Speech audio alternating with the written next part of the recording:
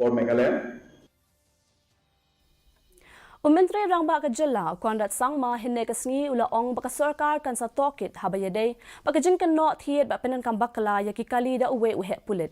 Habakren Shakilat Pathai, Menteri Rangba, Ulaong, Bakakaipot, Kampat Poi Sha Uhadu Menta, Dakaba Benrab Ba, Yakiteki Kam, Omla Banyo Kukam, Kunkakam Bamsap.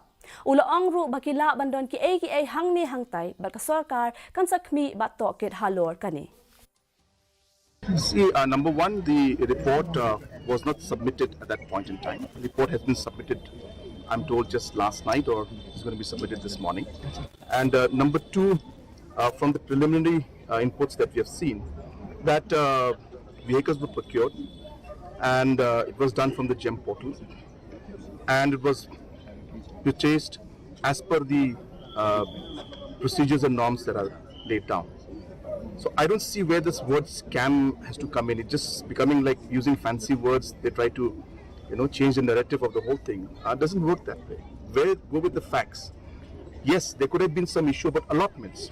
That happens. There could be some delay or some other things. But that doesn't convert the entire situation to scam.